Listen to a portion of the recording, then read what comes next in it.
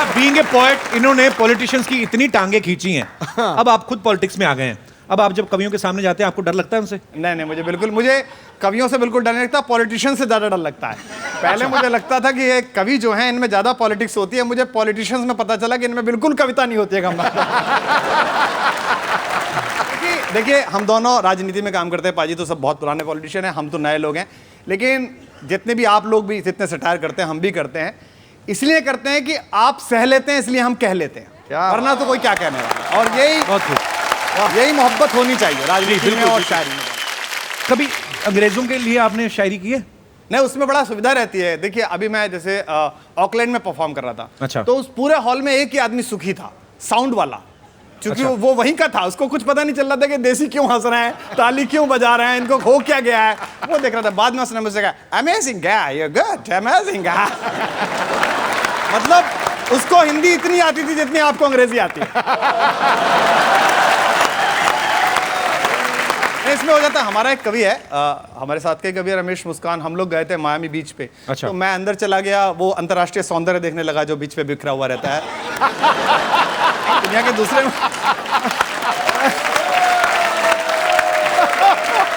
नहीं अंतर्राष्ट्रीय ऐसा पाजी ऐसा है, देखो दुनिया के दूसरे मुल्कों से रिलेशनशिप बढ़ानी चाहिए। सारा काम प्रधानमंत्री थोड़ी करेंगे, हमको भी थोड़ा करना ऐसे थोड़ी है।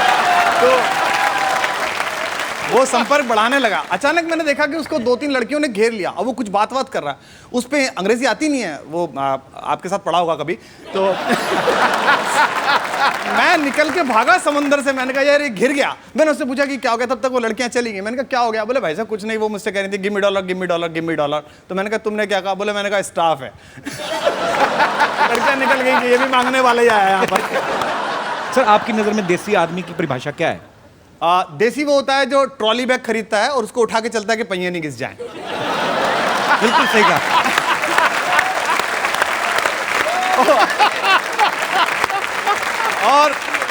और जो प्रॉपर देसी होता है, एकदम अंदर वाला, आप उसे घुस के देख नहीं सकते क्योंकि वहां वर्जित है मामला। अंदर वाला देसी वो होता है जो वेस्टर्न कमोड पे भी ऊपर पैर करके बैठता है। वो बिल्कुल देसी होता है, ऊपर पैर करके बैठता। ये मेरा अनुभव है, मेरा दोस्त था और बाद में कहता निशाना चूक गया। इन्होंने बहुत ताक झांक करी है, इसका मतलब पक्का है, ये तय बात है। देसी असली वो होता है जिसके अंदर मिट्टी जिंदा है। क्योंकि अगर आपके पास जड़ है, आपके पास अपनी जमीन है, चिड़िया कितनी उड़े आकाश, दाना है धरती के पास। अगर आप जमीन से जुड़े हुए हैं तो दुनिया की कोई ऊंचाई छू सकते हैं, जो आपने और यहाँ सब लोगों ने छू। अच्छा, देसी आदमी ने इंग्लिश में रुक जाए ना, शुरू तो कर लेता है एक बार। अगर अड़ जाए ना तो जैसे अगर ऐसे बोल रहा see what I want to say that, आगे सेंटेंस ना फिर उसके हाथ चलने लगते हैं। No no but I want you know. अच्छा, ये हिंदी में भी होता है? हिंदी में भी होता है? हाँ, हिंदी में जैसे नया नेता बना तो उसका भाषण लिख के दिया, तो उसने कहा कि आप सब लोगों ने जो मेरा सम्मान किया है इसके लिए मैं आपका आभार व्यक्त करता हूं। अब वो सम्मान और आभार भूल गया। अच्छा। अब उसको भाषण देने खड़ा हो गया, बोले आप सबने जो मेरा ये किया है इसके लिए मैं आप सबका वो करना चाहता हूं। तो आप सब जो लोग आज शो देख रहे हैं कि खुद से आज के शो में आपने हिंदी के कवि बुलाए हैं, तो ये वादा करिएगा कि दुनिया के किसी भी हिस्से में जब आप किसी देसी से हिंदुस्तानी से मिलेंगे तो उससे हिंदी या उर्दू में बात करेंगे, अपनी जबान में बात करेंगे, दुनिया के किसी भी हिस्से में जब आप मिलेंगे। बिल्कुल। अच्छा, हमारी क्या है कि हम पाजी स्कूल में पढ़े, हम मेरिट कमिश्नरी के पढ़े हुए हैं। पूरे हिंदुस्तान ने जितना अंग्रेजों पे जितना बदला लिया होगा, जो हमने लिया वो कोई नहीं ले पाया। हमने, अंग्रेजों ने 200 साल हिंदी को खराब बोल के जो हिंदी की बेइज्जती की, हम लोग पिछले 70 साल से वो अंग्रेजी के साथ कर रहे हैं। हम लोग ऐसी अंग्रेजी बोलते हैं कि ऑक्सफोर्ड वाला नाला ढूंढता है किधर कूद के मरे। हमारे यहाँ अगर शादी हो और आप रात में आइए कभी, बढ़िया पढ़े लिखे लोग, बढ़िया अच्छा 5 स्टार में शादी हो रही होगी और वो लड़की का बाप है ताऊ कह रहा होगा, देखिए भाई लेडियों ने खा लिया हो तो जेंटो को लगाओ। हमारे यहाँ जो भाषा है, जैसे शरीर के अंग पढ़ाए जाते हैं, शरीर के अंग, MOUTH, माउथ। माउथ माने थूथड़ा। थूथड़ा। And now everyone is saying का। EYEI, आई माने दीदे। हमारा एहसान है। अच्छा, हमारे यहाँ हिंदी भी इतनी कलाकारी है। मैं तीसरी क्लास में गया पाजी, तो हिंदी के टीचर ने पढ़ाया, तो बोले कि शब्दों का प्रयोग वाक्यों में, बोले राम स्वरूप बीमार हुए, फलस्वरूप मर गए। मैं 3 दिन तक तनाव में रहा कि बीमारी हुआ तो मरिए क्यों गया। फिर मैंने उनसे पूछा कि सर ये क्या है, राम स्वरूप बीमार हुए फलस्वरूप क्यों मर गए। बोले मूर्ख, ऐसा नहीं है, ये शब्द है। राम स्वरूप बीमार हुए फलस्वरूप मर गए, इसका मतलब यह है कि राम स्वरूप बीमार हुए परिणाम स्वरूप मर गए। मैंने कहा तीसरा मर गया। तो ये हमारे यहाँ जो पढ़ाया जाता है ना, और टेंस कैसे पढ़ाए जाते थे हमारे यहाँ। मैं टेंस पढ़ने जाता था, पिताजी के एक दोस्त थे उनके घर पे, तो गुरुजी ने मुझसे पूछा कि टेंस आते हैं, तो मैंने कहा हाँ जी पूरे आते हैं। तो उन्होंने कहा कि मैं कौन हूँ। मैंने कहा जी आप पास्ट टेंस।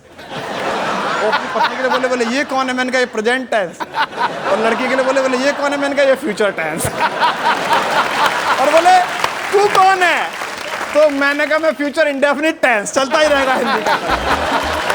ऐसे ही पढ़ा हमने। क्या बात है, एक बार जोरदार तालियां आ जाए।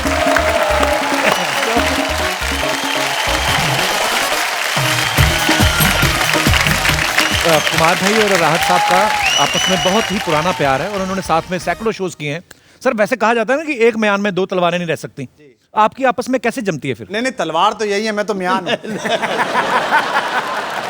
जैसा कि भाई ने आपने पूछा कि हिंदी मंच के एक बादशाहत कर रहे हैं, ये मैं उर्दू मंच पर खिदमत कर रहा हूँ, और ये दोनों एक जगह कैसे होते हैं। मैं समझता हूँ कि ज़ुबानें किसी धर्म की नहीं होती। क्या बात है। धर्म की ज़ुबान ज़रूर हो सकती है, वाह। ज़ुबान सिर्फ दिल की होती है।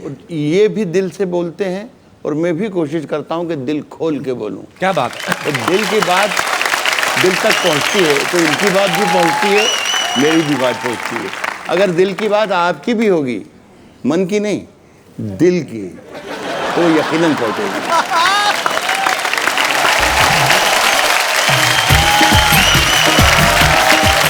कहा जाता रहा है कि गम हो तो आदमी शायर बनता है, आप तो बेगम हैं। अरे वाह। तो आप कैसे शायरा बनी? देखिए, चूँकि मैं जिस जगह की रहने वाली हूँ, एक छोटा सा एक कस्बा है, वहाँ की मिट्टी में शायरी मैं समझती हूँ पनपती है। हमारे सर जानते हैं, राहत साहब।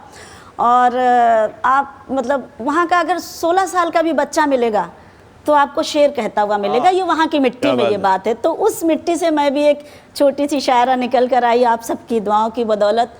तो मैं समझती हूँ कि शायरी हमारी मिट्टी में है, इसीलिए हम आज तक पहुँचे हैं। और हमने कोशिश की है कि आज भी मुझे आप सबकी भरपूर मोहब्बतें मैं अपने दामन में समेट कर ले जाऊँ।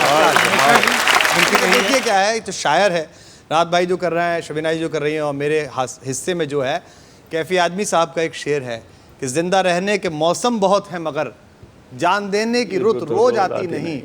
हुस्न और इश्क दोनों को रुस्वा करे वो जवानी जो खून से नहाती नहीं। तो मोहब्बत महबूब से करो या मुल्क से, दोनों से डूब के करनी चाहिए पूरी तरह। अच्छी बात कही। कभी अकेले में मिलकर झंझोड़ दूंगा, कभी अकेले में मिलकर झंझोड़ दूंगा उसे, कभी अकेले में मिलकर झंझोड़ दूंगा उसे, जहां जहां से वो टूटा है जोड़ दूंगा उसे। कभी अकेले में मिलकर झंझोड़ दूंगा उसे, जहां जहां से वो टूटा जोड़ दूंगा उसे। और मुझे वो छोड़ गया, ये कमाल है उसका। वाह। जहां जहां से वो टूटा है जोड़ दूंगा उसे, मुझे वो छोड़ गया, ये कमाल है उसका। इरादा मैंने किया था कि छोड़ दूंगा उसे। क्या बात है, वाह। मजा चखा के ही माना हूं मैं भी दुनिया को। मजा चखा के ही माना हूं मैं भी दुनिया को, मजा चखा के ही माना हूं मैं भी दुनिया को। समझ रही थी कि ऐसे ही छोड़ दूंगा उसे। क्या बात है। मजा चखा के ही माना हूं मैं भी दुनिया को। समझ रही थी कि ऐसे ही छोड़ दूंगा उसे।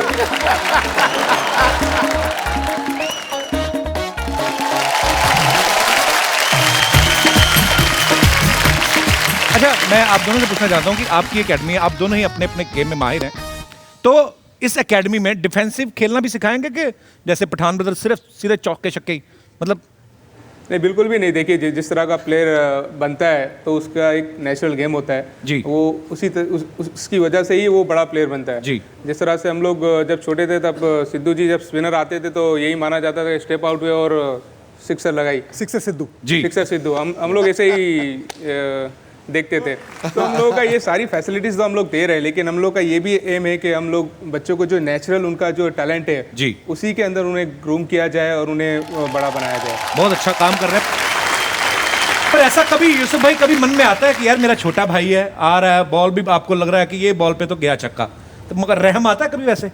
नहीं, बिल्कुल भी रहम नहीं आता, क्योंकि वो अपनी टीम के लिए खेल रहा है, मैं अपनी टीम के लिए खेल रहा है। मुझे याद है ऐसा कई दफ़े हुआ है, और एक बार पहली बॉल पे आई थिंक विकेट गिरी इसकी ओवर में और मैं बैटिंग के लिए आया और पहला ही बॉल पीट हुआ और ये अपील मांगता हुआ आ गया मेरे पास आपके खिलाफ? हाँ, मेरे खिलाफ। और ये आ गया, मैं बोला ले भाई ये बैट पकड़ ले, तू ही आउट कर ले ऐसे ही। आपने कभी इनको छक्का मार दिया हो या इन्होंने कभी आपकी विकेट ले ली हो तो घर जाके मम्मी से शिकायत कर दो कि मम्मी देख लो क्या कर रहे हैं? नहीं, बिल्कुल ऐसा कभी नहीं हुआ है, लेकिन इसने मेरी गेंद पे छक्का मारा हुआ है। अच्छा। और उसी साउथ मैच में- अफ्रीका में। हाँ, और उसी मैच में भाई ने कोशिश की थी छक्का मारने की, लेकिन वो चौका गया था। छोटे भाई का तो चौका भी छक्के से बड़ा होता है। बिल्कुल, बहुत आपने बड़ी वैसे बात ही है। छक्का क्या मार बात है, दिया। क्या बात है। अब वो छक्के मारने ही मेरे से सीखा। एक्चुअली पाजी, आपको पता होगा ये बात, आप रियलाइज कर पाएंगे, क्योंकि मैं प्रैक्टिस कर रहा था एक बार भाई के साथ। अच्छा। और हम लोग, बारिश का मौसम था तो कोई ग्राउंड में, पूरा ग्राउंड खाली था, हम 3-4 बच्चे आए हुए थे और मैं कुछ अंडर 15 इंडिया को खेलने जा रहा था, वर्ल्ड कप था इंग्लैंड में। अच्छा। तो मुझे प्रैक्टिस करनी थी, तो भाई मुझे डाल रहा था कि बोले तू बाहर निकल के ना तू मार। तो मैं मार रहा था और गेंद यहीं पे गिर रही थी, 30 यार्ड से बाहर भी नहीं जा रही थी। तो मैं परेशान हो गया, मैं रुक गया, मैं कहा भाई रुक जा, नहीं प्रैक्टिस नहीं करनी। तो भाई मेरे पास आया, कहता यार तू जो कर रहा है ना, एक तो बैट तूने बहुत नीचे से पकड़ा हुआ है, तू बैट थोड़ा ऊपर से पकड़, और तू बहुत ज़्यादा आगे जाने के चक्कर में ना तेरी बॉडी नीचे जा रही है, तो तू थोड़ा खड़े होके मार, तू सोच के तुझे खड़े होना है। तो मैंने वैसे किया और नेक्स्ट बॉल उसी ने डाला, उसी को मैंने बाहर ग्राउंड के बाहर छक्का मारा। तो वो मुझे पकड़ा गया कि नहीं ऐसे छक्के मारना है, तो मुझे छक्के मारना भी इसी ने सिखाया। क्या बात है। आपको पता है इरफान भाई ना जो ये सचिन सर के सामने खाना नहीं खाते। क्यों? सचिन, एक मैं आप ही से पूछने वाला था, आपके खाने को नजर लगाते हैं कि मांग लेते हैं आपसे? लाहौर में मैच था पाकिस्तान के खिलाफ, 2004 की टूर थी, वो मेरा दूसरा ही टूर था। अच्छा। जनरली आप जब छोटे होते हो तो आपको पता नहीं होता आपको क्या करना है, आप जैसे घर में करते हो वैसे ही करते हो आप बाहर जाके। हाँ। तो ड्रेसिंग में मैं बैठा हुआ था और मुझे ना इतना खाना खाने की आदत थी पहले से, मैं चावल बड़े खाता था पहले, अब तो कम कर दिए। मेरी पूरी प्लेट पे पहाड़ बना होता था। अच्छा। तो मैं राइस वगैरह डाल के, अच्छा नूडल्स दिख गए, नूडल्स तो हमारे लिए बड़ी बात होती है, अभी नूडल्स भी आ गए, तो ये बाहर का खाना लगता था ना। नूडल्स है, राइस के ऊपर कीमा वगैरह डाला हुआ है। और वहाँ पे ना पाकिस्तान में आपको नाश्ते में भी मैं सिद्धू बाजी को मैं पहली बार वहाँ पे मिला था लाहौर में। करेक्ट। अच्छा। मैं मेरे वालिद से भी आप वहीं पे मिले खान थे। साहब के साथ। हाँ। यस। तो टॉस हो गया। अच्छा। तो सचिन पाजी मेरे तरफ आए और नया था ना, तो पाजी थोड़ा मजाक करते थे। अच्छा। मतलब पाजी की सबसे अच्छी बात ये थी कि अगर यंग लड़का भी है तो उसके पास जाके उससे मजाक करेंगे, उसको कंफर्टेबल करवाएंगे। तो पहली बात तो आए मेरे पास, और इरफान कैसा फील कर रहा है? मैं कहा पाजी बहुत बढ़िया, बैटिंग है ना अपनी बराबर, अच्छा बैटिंग करना। मैं कहा पाजी बैटिंग है? कहता हाँ बैटिंग है, एक्चुअली बॉलिंग थी। अच्छा। पाजी कहते यार इनडायरेक्टली कि इतना सारा तू खाना खा के बॉलिंग कैसे डालेगा, क्योंकि मैं डालता था पहली ओवर। अच्छा। तो मुझे इतनी शर्म आई कि उसके बाद जब भी पाजी इधर आए मैं उधर चला जाऊँ। पाजी अगर दिखे तो मैं पाजी के सामने खाने नहीं खाता। तो मुझे करीबन 1 साल लग गया था पाजी के साथ खाने में। वो पाजी के साथ खाना खाया भी मैंने जब पाजी मुझे इनवाइट करके बाहर कहीं रेस्टोरेंट पे ले गए थे। अच्छा। उससे पहले तक मैंने उनके सामने खाना ही नहीं खाया। रिस्पेक्ट है यार आपकी। एक तो फायदा है क्रिकेटर्स को, जैसे हमें तो बोल देता है कि यार कोई हंसी वाली बात भी सुना दो, आपको तो कोई नहीं कह सकता चक्का मार के देखो एयरपोर्ट में मिलेगा।